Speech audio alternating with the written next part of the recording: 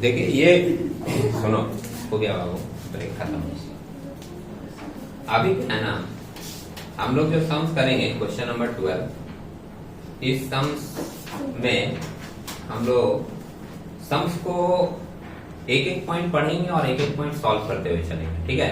और आप लोग भी क्या कीजिएगा, थोड़ा 5 मिनट एक्स्ट्रा समय लगता है सम्स बना के डिस्कस करने पे। क्या होता है, चीजें जल्दी खत्म हो जाती है डिस्कशन। बनाते हुए अगर चलेंगे 5 मिनट एक्स्ट्रा समय लगेगा, लेकिन हम लोग क्या है, इसको बनाते हुए चलते हैं, ठीक है। क्वेश्चन नंबर 12 देख लीजिएगा निकालकर, पेज नंबर 73 में है आपके मटेरियल का। फर्स्ट लाइन जो मेंशन किया है, देखा सम सभी को। फर्स्ट लाइन बता रहा है, a firm has sales of ₹75 lakh. Sales दिया है सम्स में। Variable cost of ₹42 lakh, variable cost भी है, and fixed cost ₹6 lakh. It has डेब्ट ऑफ ₹45 लाख एट 9%, मतलब 9% इंटरेस्ट का रेट है, एंड इक्विटी ऑफ ₹55 लाख, और इक्विटी की वैल्यू कितनी दी हुई है, 55 लाख। और इसमें देखिए सीरियल ऑर्डर में 5 चीजें पूछा है, 1 2 3 4 5 करके, समझे। एक एक करके हम लोग समझते हैं, और एग्जाम में भी 10 नंबर का क्वेश्चन आता है ना, तो ऐसे ही 1 2 3 4 करके नंबरिंग करके चीजों को पूछ लेता है कभी कभी। तो फर्स्ट आपसे पूछा व्हाट इज फर्म्स ROI, मतलब आपसे पूछा रिटर्न ऑन इन्वेस्टमेंट। जैसे ही आपसे ये पूछा गया, आपने पढ़ा, आपके मन में इसका फॉर्मूला आ जाना चाहिए, अगर याद है तो। फॉर्मूला क्या होता है रिटर्न ऑन इन्वेस्टमेंट का, EBIT divided by capital employed into 100। तो हम लोग डायरेक्ट फॉर्मूला नहीं लिख सकते हैं, पहले हम लोगों को क्या करना होगा, EBIT निकालना होगा, कैपिटल एम्प्लॉयड निकालना होगा, उसके बाद फिर हम लोग return on investment find out कर सकते हैं, ठीक है। तो EBIT निकालने के लिए तो आपको एक इनकम स्टेटमेंट चाहिए, और कैपिटल एम्प्लॉयड निकालने के लिए उसका फॉर्मूला हम लोग ले लेंगे। कैपिटल एम्प्लॉयड का फॉर्मूला क्या होता है, लिखिए, 12 नंबर क्वेश्चन है ना। कैपिटल एम्प्लॉयड का फॉर्मूला हम लोगों का होता है debt plus equity, debt plus equity minus fictitious assets, minus fictitious assets, ठीक है। सम्स में कोई फिक्टिशियस एसेट्स था नहीं, डेब्ट था 45 लाख का, और इक्विटी कितने का है, 55 लाख का। दोनों ऐड कर दोगे आपको 1 करोड़ मिल जाएगा कैपिटल एम्प्लॉयड, ठीक है। अब हम लोग बना लेते हैं इनकम स्टेटमेंट। इनकम स्टेटमेंट से अपने को सब EBIT वगैरह मिल जाएगा।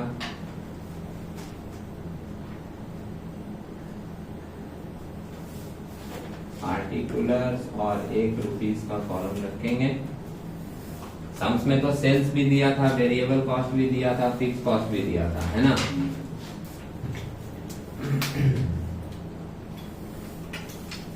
सेल्स हम लोगों की कितनी दी हुई थी, 75 लाख। सेल्स है 75 लाख।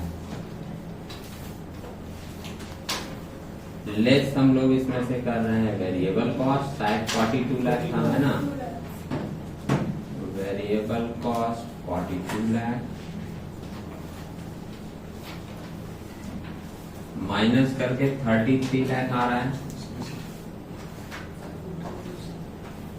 इसको हम लोग बोल देते हैं कंट्रीब्यूशन, है ना। सी लेस कर देंगे फिक्स कॉस्ट, वो भी सम्स में दिया है, 6 लाख दिया है शायद, है ना। तो फिक्स कॉस्ट हम लोग ले रहे हैं कितने का, 6 लाख का, माइनस करके वैल्यू आ गया 27 लाख। इसको हम लोग नाम दे देते हैं EBIT, ठीक है।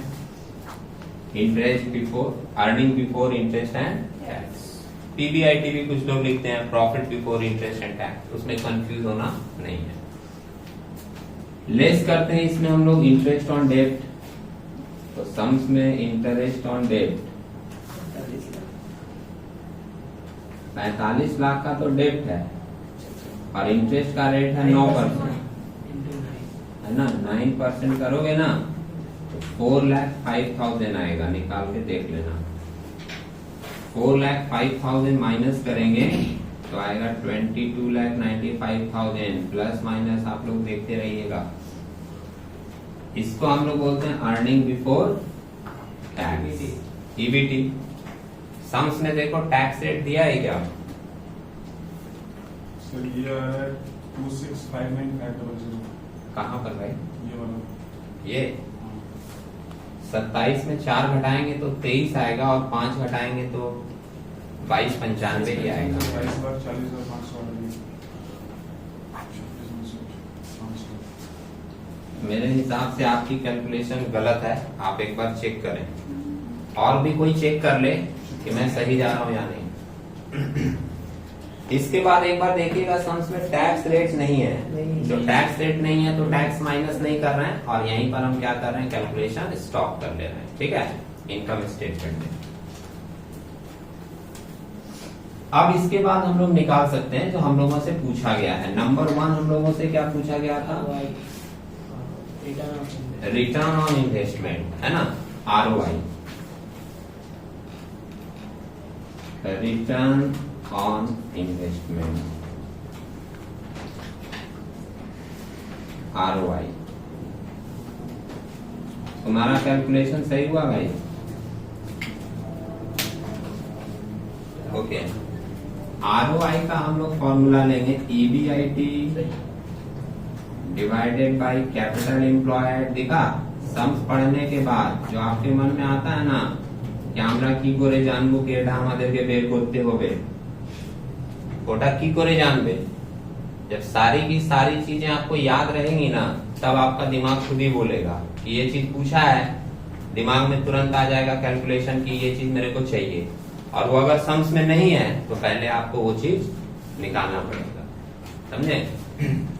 तो EBIT by capital employed into 100 इसलिए कर दे रहे हैं क्योंकि परसेंटेज में ये चीजें आती हैं। EBIT हम लोगों का निकला 27 लाख, कैपिटल एम्प्लॉयड निकला 1 करोड़। 1 करोड़ तो दूसरा प्राइस है, पहला प्राइस क्या है? ऐड देखते हो, आजकल ट्रेंड में है, बना रहा है टीम 11 नहीं। तो 27 lakh divided by 1 crore into 100 करेंगे तो कितना आ जाएगा? 27%। ठीक है, ये फर्स्ट कैलकुलेशन है। सेकेंड वाला पॉइंट देखिएगा क्या पूछा है। सेकेंड पॉइंट में हम लोगों से पूछा है does it have favourable financial leverage. कोई बच्चा अगर सुन रहा हो ध्यान से तो उसको एक बात बता दें, ये जो सेकेंड नंबर पॉइंट आपसे पूछा है ना वो कैलकुलेशन नहीं है, वो कॉन्सेप्ट है। और कॉन्सेप्ट सुनने में कम लोग इंटरेस्टेड होता है। और ये बात बोले तो 2-3 लोग और नहीं, हम भी सुनेंगे। जब तक बेइज्जती ना करो आदमी एक्टिव नहीं होता है। देखिए कॉन्सेप्ट क्या है, जो सेकंड वाला पॉइंट पूछा है ना उसमें कोई कैलकुलेशन नहीं दिखाना है, वो कॉन्सेप्ट है। कॉन्सेप्ट क्या पूछा है देखना, मैं रिपीट कर रहा हूं क्वेश्चन। वो बोल रहा है does it have favourable financial leverage, क्या इसके पास फाइनेंशियल लिवरेज फेवरेबल है? जब फर्स्ट क्लास आपको लिवरेज का इंट्रोडक्शन दिया गया था उसमें आपको बताया गया था कि फाइनेंशियल लिवरेज वो पॉइंट होता है जो EBIT और EPS के बीच में रिलेशन बिठाता है, समझे? फाइनेंशियल लिवरेज वो पॉइंट होता है जो EBIT और EPS के बीच में रिलेशन बिठाता है। और ये फर्म का फाइनेंशियल लिवरेज फर्म के फेवर में है या नहीं, ये आपसे पूछ रहा है। और ये हम लोग कैसे निकालेंगे, मतलब कैसे डिसाइड करेंगे? तो वो आप डिसाइड करोगे ROI को देखिए। ROI कितना आ रहा है? 27%। और सम्स में देखिए सेकेंड लाइन में लिखा हुआ था कॉस्ट ऑफ डेट कितना था? 9%। दिखा, इंडिकेशन क्या मिल रहा है कि बाहर से अगर आप पैसा लेते हो तो उसको चुकाना पड़ेगा, वो कॉस्ट ऑफ डेट है, कितना? 9%। और उस पैसे को यूज करके अपने बिजनेस में तुम कमा रहे हो, कितना कमा रहे हो? ROI 27%। समझ रहे हैं? तो काम फेवर में हो रहा है कि नहीं? अगर हम 100 रुपया किसी से ले रहे हैं और 27 रुपया कमा रहे हैं और 27 रुपया कमा के उसको कितना दे रहे हैं 9 रुपया, तो भी तो मेरे पास बच रहा है पैसा और ढंग का बच रहा है। तो इसलिए हम लोग बोलेंगे कि इस कंपनी का फाइनेंशियल लिवरेज फेवरेबल है। अगर मान लो ऐसा होता कि हम लोगों का ROI आ जाता 5%, तो हम लोग बोलते कंपनी तो रिस्की सिचुएशन में, क्योंकि बाहर से पैसा उठा रहा है 100 रुपया, तो उसको बाहर वाले को देना पड़ रहा है 9 रुपया। अब खुद कितना कमा रहा है 5 रुपया, तुम 5 रुपया कमा के 9 रुपया कैसे दे पाओगे? इसका मतलब कि उसका फाइनेंशियल लिवरेज फेवरेबल नहीं है। ठीक है, कंपनी रिस्की पोजीशन में है और ये सारी चीजें आपको सिखाई जा रही हैं, आपको पढ़ाई जा रही हैं। जब आप किसी कंपनी में इन्वेस्टमेंट करने जाओगे तो खुद का एनालिसिस करोगे, किसी की बात सुनकर या टिप्स लेकर काम नहीं करोगे। समझ रहे हैं मेरी बात? और अभी आप ध्यान नहीं दोगे, क्योंकि अभी आपका फोकस किस पे होगा पता है कि क्वेश्चन एग्जाम में आएगा कि नहीं, इस पे फोकस होगा। मैं प्रैक्टिकल बात कर रहा हूँ, बुरा मत मानिएगा। और जब फ्यूचर में जब इन्वेस्टमेंट की बात आएगी, खुद का एनालिसिस नहीं करोगे, दूसरे की बात सुनकर करोगे। समझे? अब उस समय आप ये भी बोलोगे, जब कोई और सीनियर आदमी आपको बताएगा ना, कोई बूढ़ा बुजुर्ग, तो तुम बोलोगे पढ़ाने के समय हम लोग को तो ये सब बताया ही नहीं गया था। सब बताया जाता है, लेकिन पढ़ने के समय हम लोगों का ध्यान किस पे रहता है पता है? एक अंकोटा आज भी किया इंपॉर्टेंट क्या है। किसी को 10 सवाल दे दो और बोलो कि इस 10 में से 5 तो आएगा एग्जाम में, तो ये भी पूछ लेगा वो कौन सा 5 तो आएगा, वही बता। 10 तो भी नहीं करना चाहिए, ये लेवल है, क्या करेंगे? खैर, तो हम लोग यहां पर क्या लिखेंगे कि कंपनी का फाइनेंशियल लिवरेज फेवरेबल है। देखिए, since ROI is greater than cost of debt, that is 27% is greater than 9%. Hence, firm has favorable financial leverage,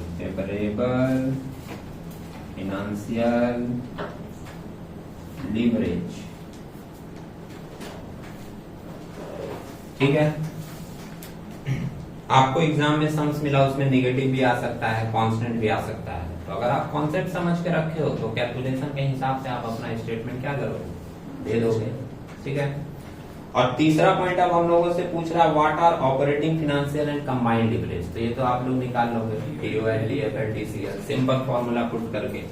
मैं इधर निकाल के दिखा देता हूं आपको। ठीक है। Point number 3,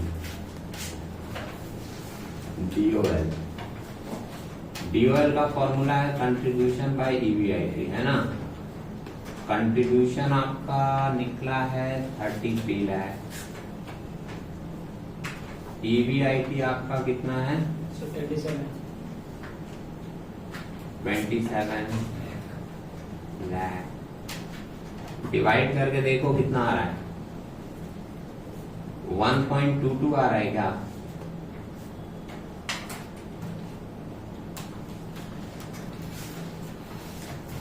Yes, sir. 1.22। Yes, अच्छा, DFL का फॉर्मूला सही लिखे हैं, EBIT बाय EBT।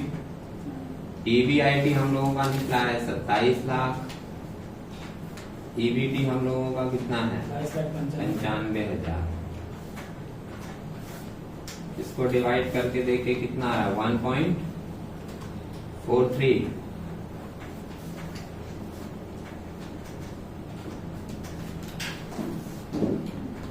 बोलो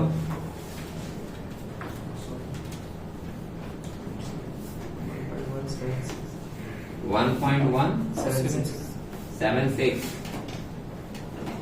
और DCL का फॉर्मूला है कंट्रीब्यूशन बाय EBT। कंट्रीब्यूशन है 33 लाख और EBT है हम लोगों का 22,95,000। ये 1.437। ये लास्ट वाले का Yes, sir. 437 लेते हैं, क्योंकि हम लोग सारा फिगर पॉइंट के बाद 2 को ले रहे हैं। ठीक है। जैसे आप पॉइंट के बाद कितने भी ले सकते हो, लेकिन जब हम एक ऑर्डर फॉलो करते हैं तो सब में वही ले लेते हैं। तो ये थर्ड पॉइंट निकल गया हम लोगों का। फोर्थ पॉइंट में क्या पूछा है, if the sales drop to ₹50 lakh what will be the new EBIT। कोई सुन रहा है क्वेश्चन? क्या बोला है कि अगर आपका सेल्स गिर के 50 लाख हो जाए, पहले आपका सेल्स कितना था, यहाँ देखिए 75, अभी बोला आपका सेल्स अगर गिर के 50 लाख हो जाए तो आपका EBIT क्या होगा। तो इसको 50 लाख लेकर फिर कैलकुलेशन कर दीजिए और EBIT निकाल दीजिए। ठीक है, देखिए if sales drop to ₹50 lakh, if sales drop to ₹50 lakh, अच्छा यहाँ पिक्चर दिखाई दे रहा है ये वाला, विनीत बाबू कट तो नहीं जा रहा है? ओके, सेल्स आपको बोला है ड्रॉप हो गया है कहां तक, 50 लाख तक। तो सेल्स हम लोग लिख दिए 50 लाख, इसमें से लेस करेंगे वेरिएबल कॉस्ट। कोई बताए वेरिएबल कॉस्ट कितना लेंगे? देखिए दो वर्ड मेरे पास है, दो लोगों का आवाज, क्या बोल रहे हैं? 42 लाख दिख रहा है यहाँ पर। ओके, अब आप लोग अगर मेरी बात सुन रहे हो तो आपको एक बात बता दें, पहले पानी पियेंगे भाई। आप लोग जो है वो 6 सेमेस्टर में और क्लास 11 से आप लोग सुनते हुए आए होंगे कि वेरिएबल कॉस्ट वो कॉस्ट होता है जो सेल्स के ऊपर डिपेंड करता है और सेल्स के हिसाब से बढ़ता घटता रहता है। प्रोडक्शन के ऊपर डिपेंड करता है, प्रोडक्शन के हिसाब से बढ़ता घटता रहता है। तो अगर सेल्स आपका चेंज होगा तो वेरिएबल कॉस्ट भी उसके हिसाब से चेंज होगा। समझ रहे हैं? फिक्स कॉस्ट फिक्स रहता है। फिक्स कॉस्ट आप ₹1 का काम करो या ₹1000 का काम करो, जो फिक्स कॉस्ट लगना है वो आपका फिक्स कॉस्ट वही लगेगा। लेकिन वेरिएबल कॉस्ट तो चेंज होता है ना यूनिट के हिसाब से। तो आपको ये वाला 42 लाख वाला वेरिएबल कॉस्ट यहाँ पर लेना नहीं है, आपको चेंज करना है। ये वेरिएबल कॉस्ट कितने रुपए के हिसाब से था? 75 लाख के हिसाब से। अभी आपका सेल्स कितना हो गया? 50 लाख। तो आपको जो सेल्स यहाँ पर लेना है, वेरिएबल कॉस्ट जो लेना है वो 50 के हिसाब से लेना है। और निकालने का तरीका बहुत आसान है, यूनिटरी मेथड फॉलो करेंगे। एक एक नियम क्या होता है, यहाँ देखिए 42 लाख का जो आपका वेरिएबल कॉस्ट था वो कितने के लिए था? 75 के लिए। आपको कितने के लिए चाहिए? 50 लाख के लिए। तो जितने का है उससे डिवाइड किया जाता है और जितने के लिए चाहिए उससे मल्टीप्लाई किया जाता है। ठीक है, बताइए निकाल के 28 लाख कितना है? 28 लाख 28 लाख। ये माइनस करके हम लोगों का वैल्यू आ रहा है कितना? 22 लाख। इसको हम लोग बोलते हैं कंट्रीब्यूशन, शॉर्ट में लिख दे रहे, ठीक है, पूरा ही लिख दे रहे, नहीं तो बोलता खुद शॉर्ट में लिखते हैं, हमसे पूरा बोलते हैं, है ना। तो कंट्रीब्यूशन आ गया हम लोगों को कितना? 22 लाख। और कंट्रीब्यूशन से लेस क्या करेंगे? Fix cost. और अभी हमने कहा अभी कि फिक्स कॉस्ट क्या होता है? फिक्स कॉस्ट आजीवन फिक्स नहीं होता, वो भी चेंज होता है, लेकिन अगर वो चेंज होगा तो सम्स में मेंशन करेगा। समझ रहे हैं? और वेरिएबल कॉस्ट के साथ तो रूल ही है, तो हमको वो रूल फॉलो करना पड़ता है। तो फिक्स कॉस्ट माइनस करके हम लोगों का वैल्यू कितना आ रहा है? 16 लाख। और कंट्रीब्यूशन से फिक्स कॉस्ट माइनस होता है तो क्या आ जाता है? EBIT। यही हम लोगों से पूछा था कि अगर हमारा सेल्स घट के 50 लाख हो जाएगा तो हमारा EBIT कितना आएगा, निकाल दिए। ठीक है, अब एक लास्ट पॉइंट इसमें और पूछा है, पॉइंट नंबर 5। तो वो पॉइंट नंबर 5 में इधर बनाऊंगा आपका, इधर वाला एरिया तो लिख लिए होगे आप लोग, है ना। तो इसको मिटा देते हैं।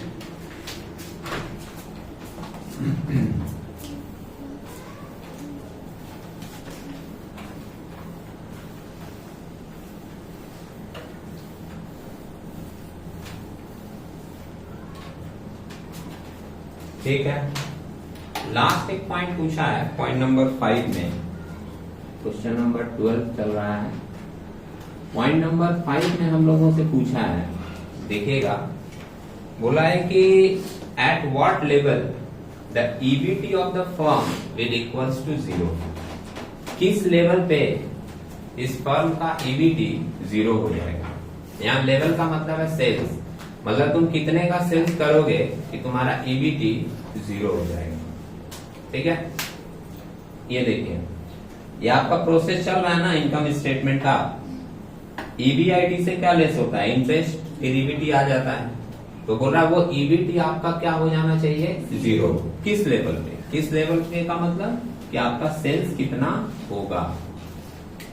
ठीक है, हम लोग क्या करेंगे, सेल्स तो पता नहीं है, वही तो निकालना है कि कितने का सेल्स होगा तो ईबीटी मेरा 0 होगा। ठीक है, हम लोग इसमें क्या करेंगे, बैक कैलकुलेशन करेंगे। बैक कैलकुलेशन का मतलब ईबीटी को बोल दिया है कि 0 करना है, तो हम लोग ईबीटी को लेंगे 0 और वहां से बैक चलेंगे, हम लोगों को वो सेल्स का लेवल मिल जाएगा। ठीक है, ये निकालने का एक और तरीका है, उसमें फॉर्मूला वगैरह अप्लाई करना पड़ता है, परसेंटेज वगैरह निकालना पड़ेगा। तो वो प्रोसेस में नहीं जाकर हम लोग एक सिंपल प्रोसेस ले रहे हैं। जो इनकम स्टेटमेंट बनाते हैं हम लोग, उसी को हम लोग क्या करेंगे, बैक बनाएंगे, बैक कैलकुलेशन के हिसाब से। ठीक है, अगर डाउट हो रहा हो तो लिखते हैं, देखिएगा आपको सिंपल लगेगा। क्वेश्चन क्या है, एट व्हाट लेवल, या हम लोग ऐसे लिख देते हैं, level of sales, level of sales when EBT becomes 0, EBT becomes 0। Particulars और 1 रुपीस का कॉलम चलेगा हमारे साथ। ठीक है, ईबीटी हम लोगों को ले लेना है क्या, 0। 0 नहीं लिखते, नील लिख देते हैं। ठीक है, 0 वर्ड थोड़ा सा नकारात्मक ऊर्जा देता है। इसके ऊपर क्या होता है, इंटरेस्ट। और आप इतनी बात समझते होंगे कि जब हम लोग फॉर्मेट फॉलो करते हैं तो ऊपर से जिन जिन चीजों को लेस करते हुए आते हैं वो सब ऐड होते हुए जाएगा, है ना। तो इसमें हम लोग ऐड करेंगे इंटरेस्ट ऑन डेब्ट। देखिए, डेब्ट में वो कुछ चेंजेस नहीं किया है, और डेब्ट हम लोगों का था 45 लाख का, और इंटरेस्ट था 9%, याद है। और वैल्यू हम लोग निकाले भी थे 4,05,000, 4,05,000। ये ऐड करके यही मिलेगा 4,05,000। इसको हम लोग बोल देंगे ईबीआईटी। ऊपर की तरफ जा रहे हैं, सही है। ईबीआईटी में क्या ऐड होता है, फिक्स कॉस्ट। फिक्स कॉस्ट भी दिया है सम्स में 6 लाख, उसमें भी चेंजेस नहीं होगा। तो ये 10,05,000, ये आपको क्या मिल जाएगा, कंट्रीब्यूशन।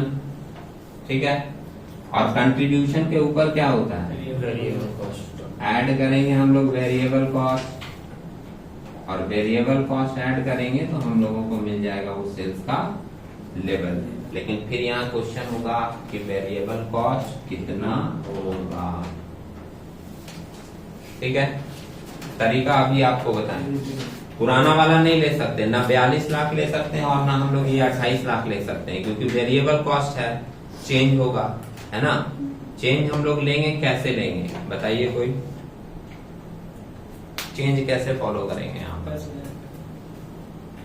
यहाँ देखो, यहाँ पर जो वेरिएबल कॉस्ट हम लोग निकाले थे वो सेल्स के टर्म में लिए थे, क्योंकि हमको सेल्स पता था। यहाँ पर तो हमको सेल्स पता नहीं है, तो उसके टर्म में आप नहीं सोचो, जो चीज पता है उसके टर्म में सोचो।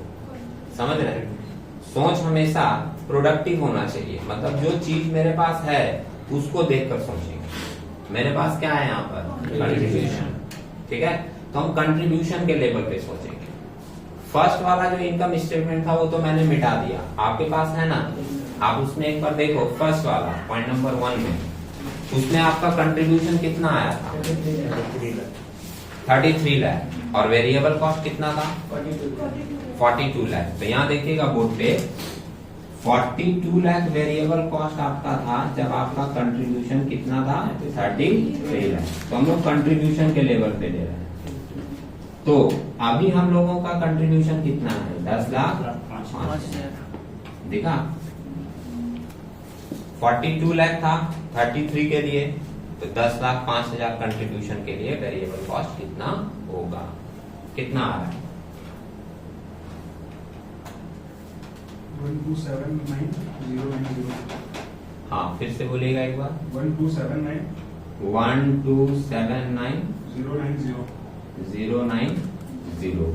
ठीक है, कुछ पॉइंट में आ सकता है कुछ लोगों का, इसको ऐड कर देंगे, ऐड करेंगे तो हम लोगों को क्या मिल जाएगा सेल्स लेवल 22,84,090। ठीक है, प्लस माइनस कैलकुलेशन एक बार फिर से चेक कर लीजिएगा। ये जो हम लोगों को मिला ये हम लोगों का होगा sales level where EBT become 0। ठीक है, पूरा प्रोसेस एक बार देख लीजिए, मन में कोई डाउट आए एक बार फिर से पूछ लीजिए, फिर हम लोग आगे मूव करेंगे। ठीक है, ये सम्स कंप्लीट है। Thank you.